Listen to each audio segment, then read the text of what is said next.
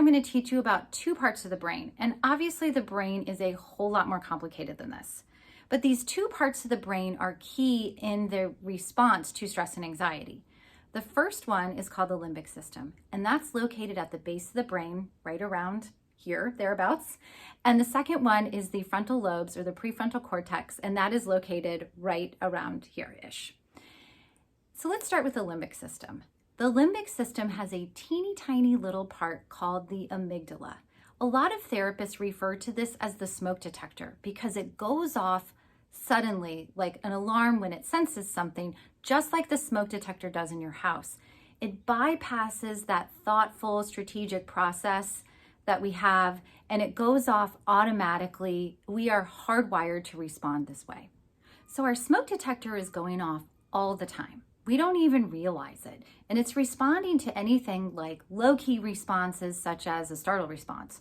I mean, let's say that somebody is knocking at my door all of a sudden while I'm recording this, and I'm not expecting it.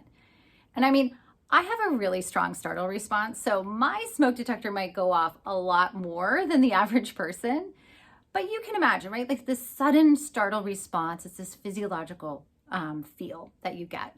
Or maybe it's a more threatening situation. You know, you're driving down the highway, and I don't know about you, but if your area is anything like mine, when you drive down the highway, you're literally taking your life in your own hands many times.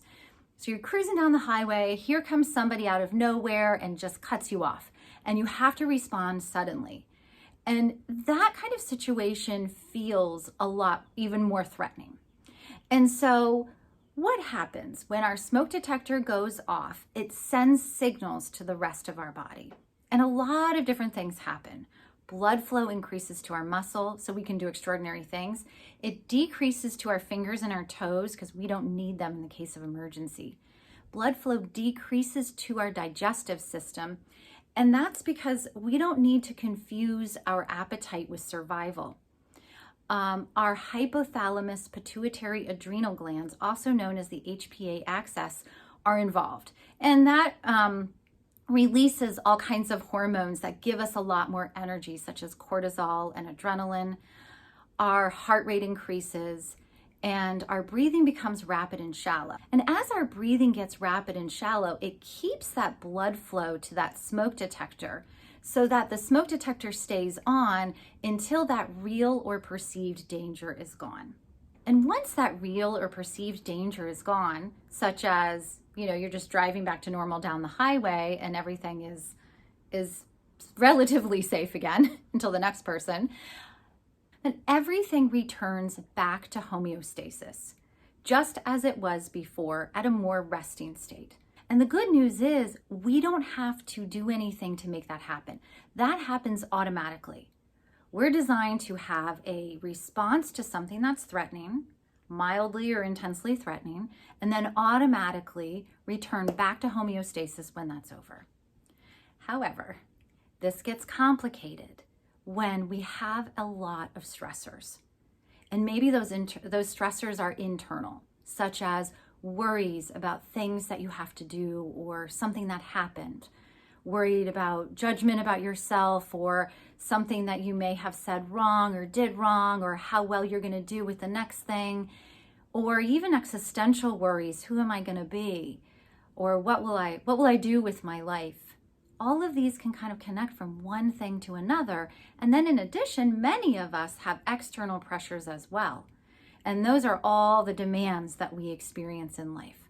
And so when that happens, these worries go one after another, and it does not give a chance for that smoke detector to turn off on its own and our system to return back to homeostasis. And so when our smoke detector stays on for a long period of time, or actually when the smoke detector goes off, the other part of the brain that's involved, as I mentioned before, those frontal lobes right around here, the blood flow decreases to that part of the brain. And therefore we're accessing that part of the brain less. And the frontal lobes are really important because that gives us our problem solving. It gives us perspective. That's where our social skills are. That is where our self-soothing skills are, just to name a few. So when that smoke detector is going on for a long period of time and we don't have access to that part of the brain, it feels awful. And so the good news is, and the difficult news too, the challenge is that then we need to learn how to turn that smoke detector off ourselves. And I tell a lot of my clients that if you can't always turn it off, right? Like just turn it off completely, sometimes it's like turning it down like a dial. So for some strategies on how to do that, check out the link below for my video that gives you a few suggestions on that. Take care.